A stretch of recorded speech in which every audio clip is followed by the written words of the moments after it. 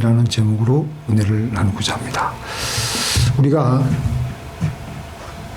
이 땅을 제대로 살아가기 위해서는 성령을 받아야 세상을 능히 극복할 수가 있고 믿음으로 세상을 힘차게 살아갈 수가 있습니다.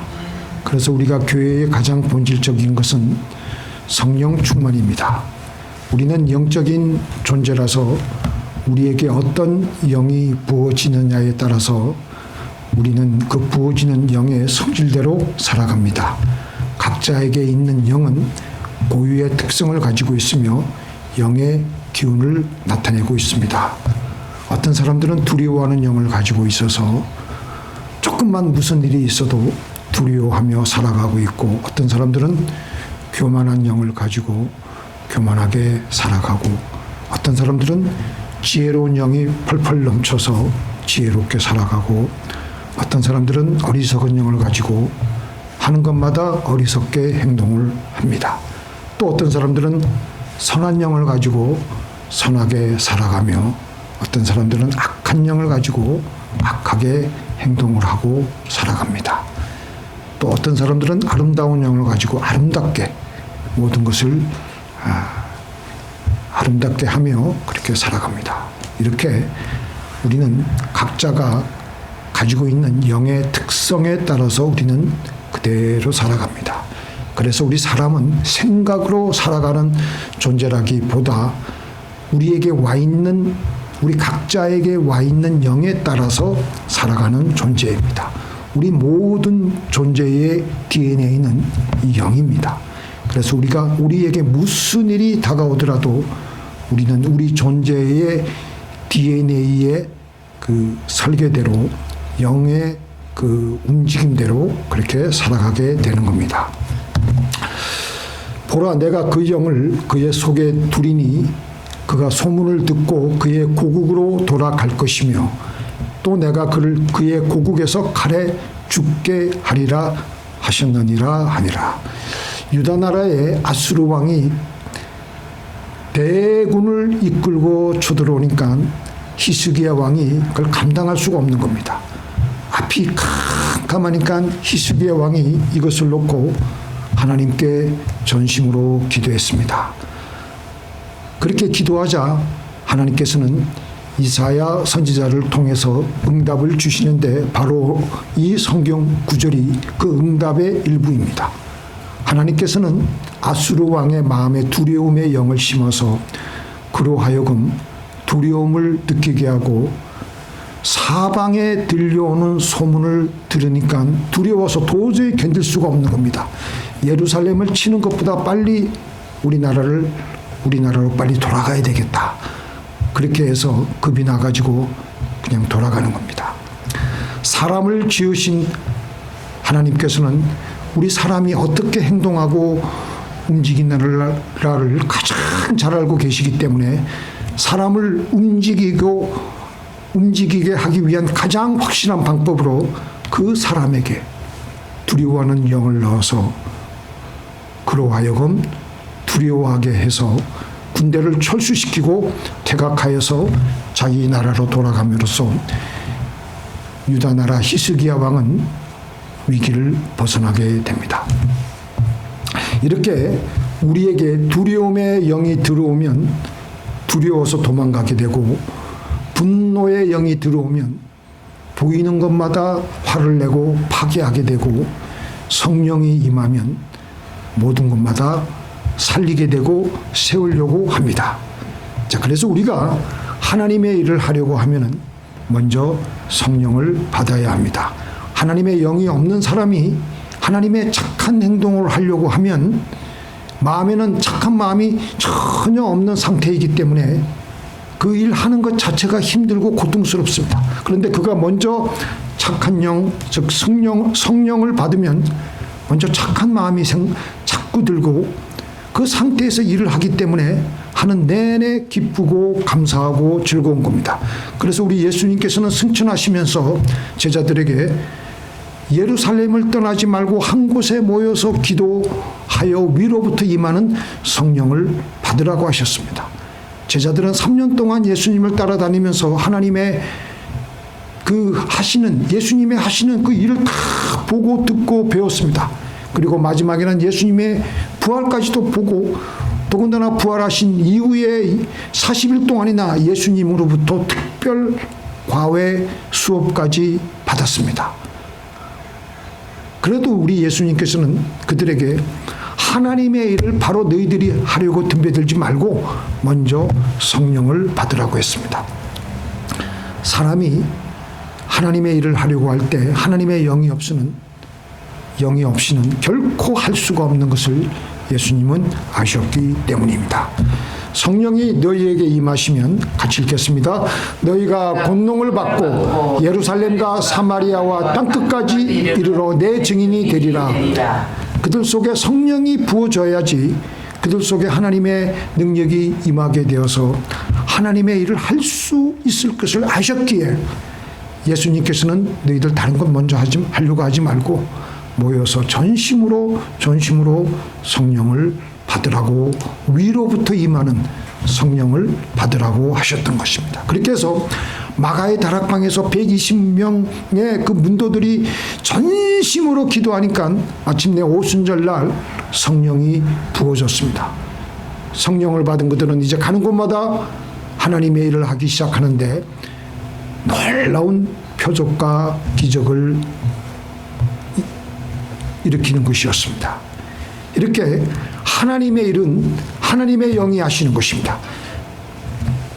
내 안에 성령이 없는 상태에서 하나님의 일을 하려고 하면 고통스럽고 힘만 들 뿐이지 아무것도 이루어지지 않습니다.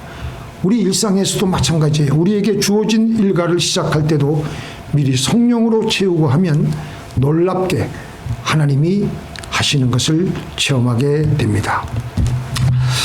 그의 위에 여호와의 영, 곧 지혜와 총명의 영이요 모략과 재능의 영이요 지식과 여호와를 경외하는 영이 강림하시리니. 이사야서 11장 2절 말씀입니다.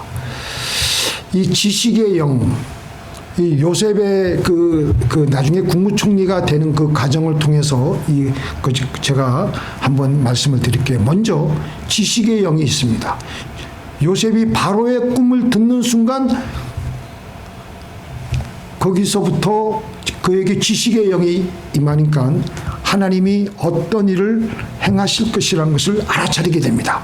그 다음에 총명의 영, 요셉이 7년의 풍년 뒤에 올 기근이 앞선 풍년을 완전히 잊게 할 만큼 치명적이라는 위기의 심각성을 정확하게 깨뚫어서 간파하는 것이 총명의 영이 그에게 임했기 때문입니다. 그 다음에 이제 그런 사태가 다가온다는 것을 알게 된 그 요셉이 어떻게 했겠습니까? 지혜의 영이 임해야 되지 않겠습니까? 풍년의 때에 방탕하지 않고 마구잡이로 막 그 예산을 낭비하는 것이 아니라 미래를 위해 수확물의 5분의 1을 반드시 비축해야 된다는 가장 선한 해결 방향을 결정하게 되는 것입니다. 그래서 그 다음에는 뭐가 있어야 되겠습니까? 모략의 영이 임해야 돼요. 요셉이 전국의 곡물 창고를 설계하고 관리자를 임명하며 돈이 떨어진 백성들에게 가죽과 토지를 매개로 식량을 공급하고 세금 제도를 정비하게 하는 행정력이 있어야 됩니다. 그 다음에 재능의 영. 이 계획을 추진하고 계속해서 실행하려면 14년 동안이라는 긴 세월 동안 이 정책을 흔들림 없이 밀고 나가 결국 온 세상을 먹여 살린 인내와 힘입니다. 그래서 제가 여러분들 보기 좋게 제가 다시 한번 정리를 했습니다. 지식의 영, 하나님의 계획을 알게 하는 거예요. 지식의 영이 하나님에게 우리에게 임하면요, 이게 하나님의 정보가 우리에게 입력이 되는 거예요. 그러면 이게 무슨 일이 있는구나. 그 다음에 그 정보를 알았으면 그걸 해석을 해야 돼. 총명, 위기의 본질을 해석하고 알게 그 사태가 어떤 사태인지. 그 다음에 지혜가 임해 가지고 비축의 길을 택하고 방향을 설정하게 되고 모략을 가지게 되고 행정 시스템을 짜고 설계를 하게 되고 재능을 가지고 14년 동안 길게 기나긴 그 세월 동안 그것을 잘 실행하고 이행하는 그런 영이 임해야 된다는 것입니다. 이렇게 성령님은 요셉에게 미래를 보여주시는 거예요. 지식과 총명이죠. 그 미래를 감당할 방법, 지혜와 뭐예요? 모략, 그리고 이겨낼 힘, 재능을 동시에 공급하시는 것입니다. 또 예를 들어서 한 성도가 서울에서 아주 자그마한 식당을 경영하고 있었습니다. 경영했는데 식당을 시작하다 보니까 장사가 안 되고 카드 빚이 늘어나고 쌓이니까 가족들끼리 서로 불평하고 서로 사이가 안 좋아졌습니다. 근데 이 성도가 기도하면서 하나님 이 문제를 어떻게 하면 좋겠습니까? 식당 장사를 포기하려고 하는데 기도하는데 포기할까 하면서 이제 기도하기 시작하는데 하나님께서 그의 마음속에 음식을 파는 것보다 먼저 사람을 섬겨라. 그래서 그는 손님 이름을 일일이 기억하고 반찬이 좀 더 남는 반찬은 무료로 반찬을 나눠주기도 하고 그 손님들 힘든 손님들이 있으면 일부러 찾아가서 축복 기도를 해주기 시작했습니다. 그렇게 하면서 사람들이 좋아하기 시작하면서 단골이 늘어나고 SNS에 소문이 퍼지고 지금은 사람들이 줄을 서게 되는 식당이 되었던 것입니다. 자, 여기서 우리가 다시 한번 지식의 영은 뭐죠? 기도하니까 하나님께서 어떤 정보를 주었어요? 음식을 파는 것보다 먼저 사람을 섬겨라. 그런 마음이 임하게 합니다. 그 다음에 총명의 영, 문제의 본질을 해석하기 시작하는 거예요. 우리 식당의 문제가 메뉴나 가격이 아니라 사람의 마음을 얻지 못하는 데 있구나 해가지고 총명의 영이 그것을 깨닫게 해주고 해석하게 해줘요. 그 다음에 지혜의 영. 뭡니까? 이제부터 돈을 버는 것이 내 목적이 아니라 사람을 섬기는 게 내 목적이구나. 그렇게 해가지고 식당을 운영하는 거예요. 그 다음에 모략의 영, 구체적인 전략을 세우는 것이죠. 손님 이름을 기억하고 무료로 반찬을 나눠주고 손님을 위해서 축복 기도하는 거, 이런 거는 이제 모략의 영이 임하는 거예요. 그 다음에 마지막에 뭐가 남았습니까? 재능의 영, 실행의 힘입니다. 당장 손님이 늘지 않아도 꾸준히 손님들 이름을 외우고 기도하고 실천하여 결국 서서히 손님들이 찾아오게 해서 식당 앞에서 줄을 서게 될 정도가 되게 하는 것입니다.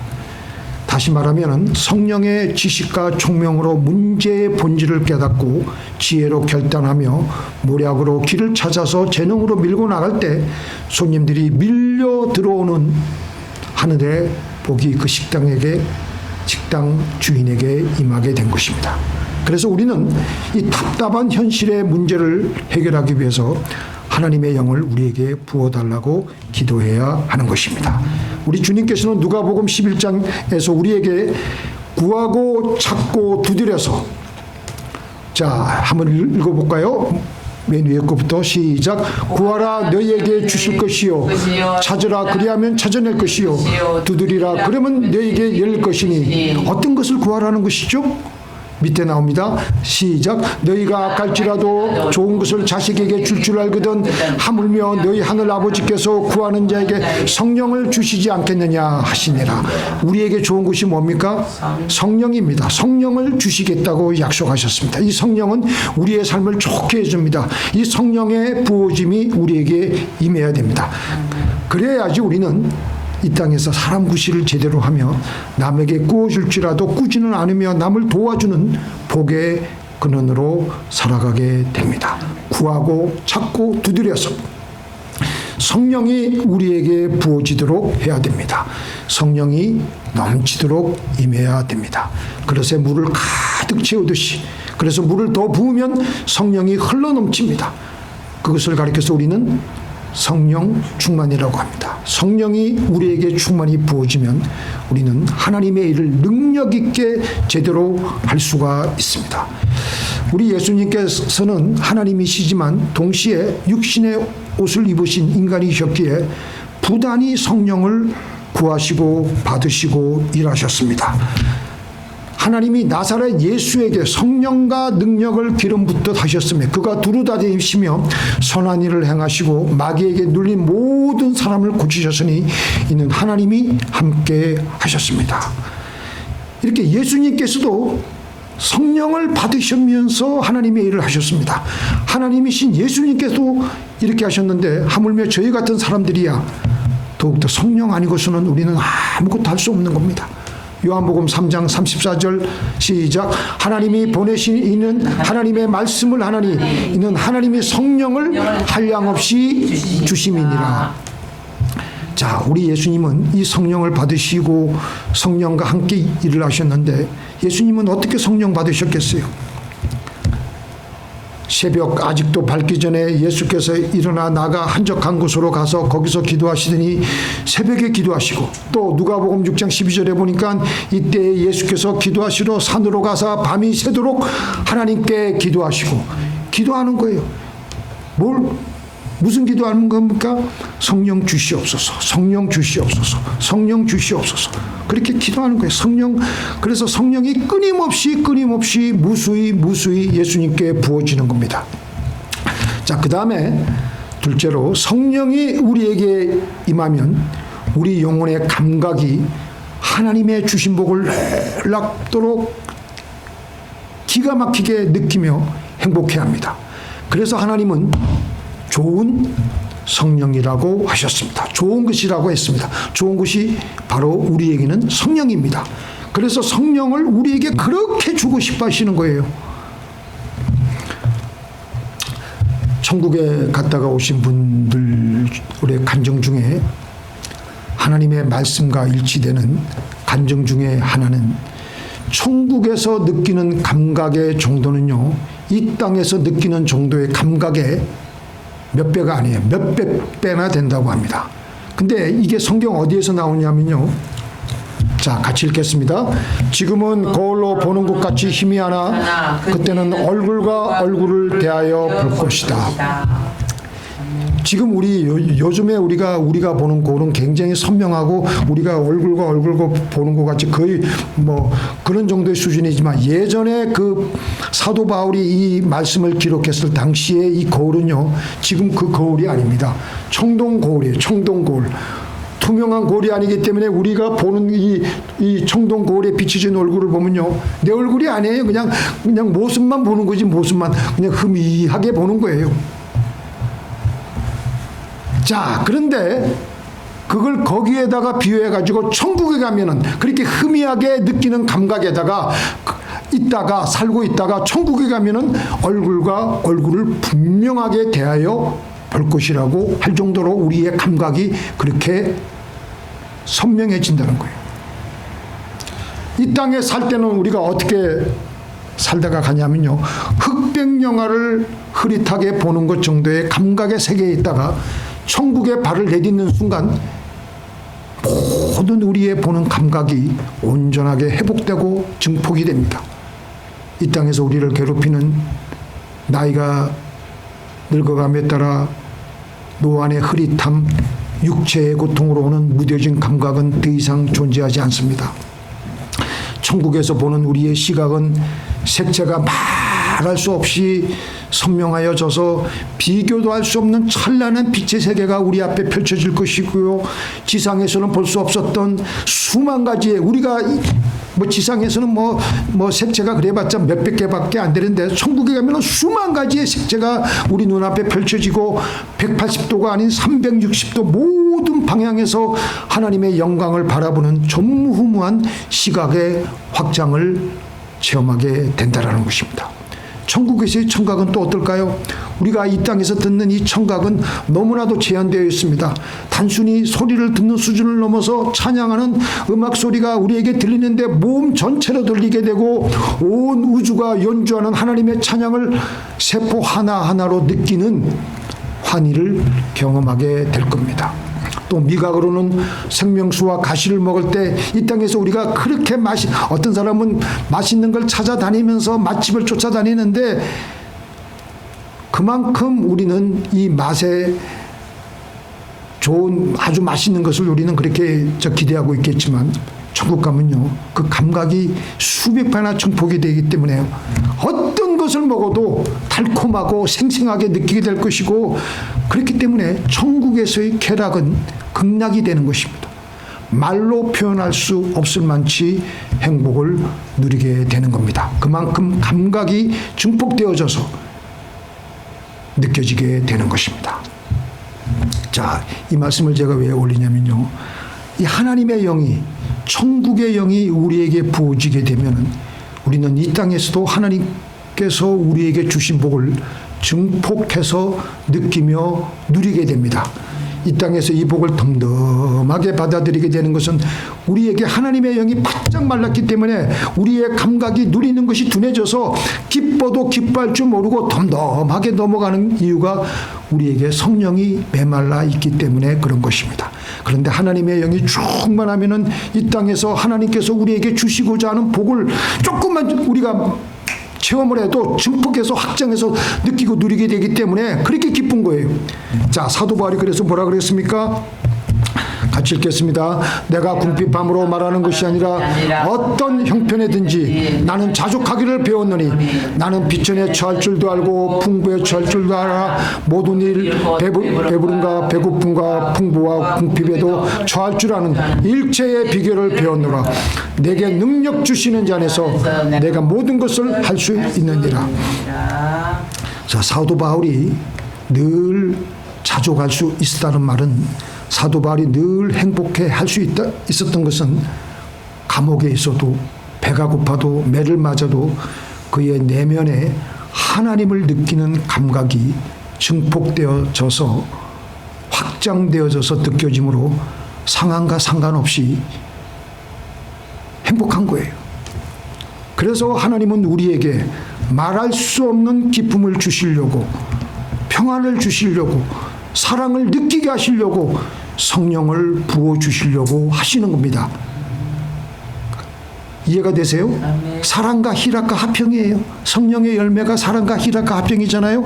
그게 하나님의 성령이 부어지면 사랑과 기쁨과 희락이 우리에게 흘러넘쳐서 그래서 우리는 오래 참을 수가 있고 착한 일을 할 수가 있고 충성할 수가 있고 온유해질 수가 있고 절제할 수가 있게 되는 겁니다. 그러니까 성령 충만하면요. 작은 것을 우리가 받아도 작은 은혜에도 눈물이 나고 작은 감사에도 마음이 벅차고 그래서 빵 한 조각을 먹어도 천국의 감각으로 감사함으로 가득 들어차게 되는 거예요. 너무너무 기쁜 거예요. 그러니까 사도 바울이 그 절망 가운데서도 감옥에서도 매를 맞아가면서도 자기는 그 기쁨을 늘 성령이 충만하니까 그 속에서도 나는 일체의 비결을 배우노라고 하는 거예요. 이것은 세상적인 이성으로는 이해가 될 수가 없습니다. 바로 그것은 세상이 가져다 줄 수 없는 세상 것과는 비교할 수 없는 행복이 주어지는데 바로 그게 사랑과 희락과 합평, 평안입니다. 세상의 어떤 기쁨과도 바꿀 수가 없는 겁니다. 그래서 그는 감옥에서 찬송했고 매 맞고도 기뻐했고 죽음을 앞두고도 마음이 평안한 겁니다. 왜냐하면 그의 안에 이미 성령이 흘러 넘쳤기 때문입니다. 자, 이제 결론적으로 말씀드리겠습니다. 인간은 윤리와 도덕적으로 교육을 받는다고 해서 우리는 변화가 되는 것이 아니라 우리에게 어떤 영이 들어오느냐에 달려 있습니다. 교육을 받아도 사람들은 또다시 죄를 짓게 되고 결심해도 오래가지 않아서 또 제자리로 돌아오는 것은 우리 사람의 근원인 DNA가 되는 영이 바뀌지 않았기 때문인 것입니다. 그래서 하나님께서는 새 마음, 새 영을 주겠다고 하신 것입니다. 자, 제가 읽어볼게요. 또 새 영을 너희 속에 두고 새 마음을 너희에게 주되 너희 육신에서 굳은 마음을 제하고 부드러운 마음을 줄 것이며 또 내 신을 너희 속에 두어 너희로 내 율례를 행하게 하리니 너희가 내 규례를 지켜 행할지라. 성령은 우리 사람의 본질을 바꾸십니다. 항상 미워하고 다투고 사람들만 만나면 시비거리를 그냥 걸고 다투는 사람이 성령 받으니까 갑자기 그 마음속에 그 마음이 바뀌는 거예요. 사랑하고 화목하려는 마음이 생기게 되니까 사람들하고 이제 친해지고 사람들과 같이 섞이고 또 두려워했던 사람이 성령 받으니까 갑자기 담대한 마음이 생기게 되고 또 자기 욕심으로 살아왔던 사람이 하나님 중심으로 하나님을 사랑하고 이웃을 사랑하려는 마음이 자꾸 자꾸 생기니까 자기가 예전에는 아까웠던 것들도 다 나누고 그렇게 하게 되는 겁니다. 그래서 고린도후서 5장 17절에 같이 읽겠습니다. 그런즉 누구든지 그리스도 안에 있으면 새로운 피조물이라 이전 것은 지나갔으니 보라 새 것이 되었도다.